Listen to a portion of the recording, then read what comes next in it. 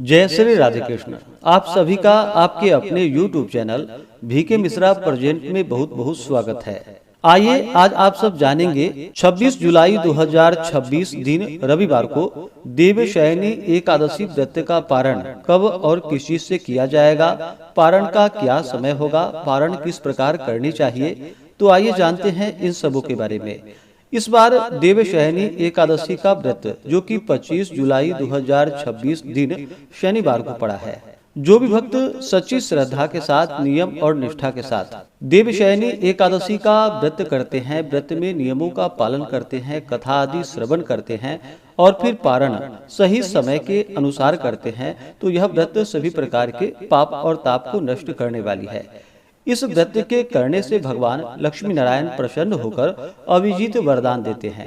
इस व्रत को करने वाला सांसारिक बंधनों से मुक्त हो परम पद को प्राप्त करता है। इस दिन जो कि विशेष प्रकार से शेष शैया पर विराजमान लक्ष्मी नारायण सहित भगवान का जो कि पूजन करना चाहिए।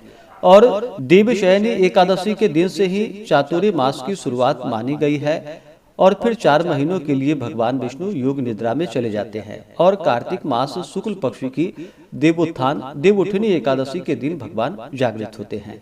जिस प्रकार से एकादशी व्रत रखने का विशेष महत्व माना गया है, उसी प्रकार से एकादशी व्रत का पारण भी सही समय के अनुसार ही करनी चाहिए। तो एकादशी तिथि प्रारंभ समय जो कि 24 जुलाई 2026 दिन शुक्रवार सुबह 9:15 है। एकादशी तिथि की समाप्ति 25 जुलाई को सुबह 11:36 पे है। व्रत पारण के लिए कहा गया है, व्रत का पारण हरिवासर समाप्त होने के बाद और द्वादशी तिथि में ही करनी चाहिए। तो द्वादशी तिथि का प्रारंभ 25 जुलाई को यानी शनिवार के दिन सुबह 11:37 से है और द्वादशी तिथि का जो समापन है वह 26 जुलाई को रविवार के दिन दोपहर 1:59 पे द्वादशी तिथि की समाप्ति है। तो हरिवासर समाप्त होने का जो समय है वह समय 25 जुलाई को शाम 6:12 पे ही हरिवासर की समाप्ति है। ऐसे में सभी भक्तजन व्रत का पारण 26 जुलाई 2026 दिन रविवार को व्रत का पारण करेंगे। पारण का समय सुबह 5:40 से सुबह 8:23 तक व्रत का पारण किया जाएगा। देवशयनी एकादशी व्रत का पारण जो कि यवचूर्णेन पारणम, जौ के चूर्ण से व्रत का पारण है। यह संभव ना हो पाए तो आप जल, फल या तुलसी दल से व्रत का पारण करें।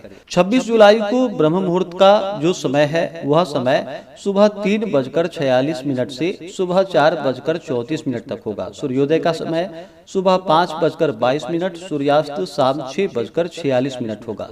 राहु काल का समय शाम 5:06 से शाम 6:46 तक होगा।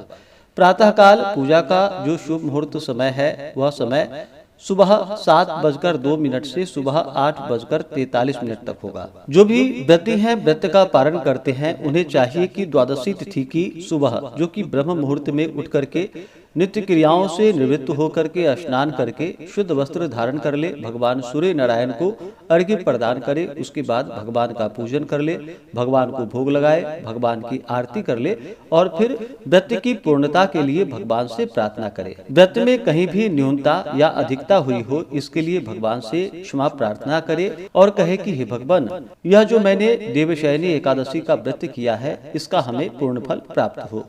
यह कह करके भगवान को जो कि जल अर्पित करे, भगवान को पुष्पांजलि कर दे।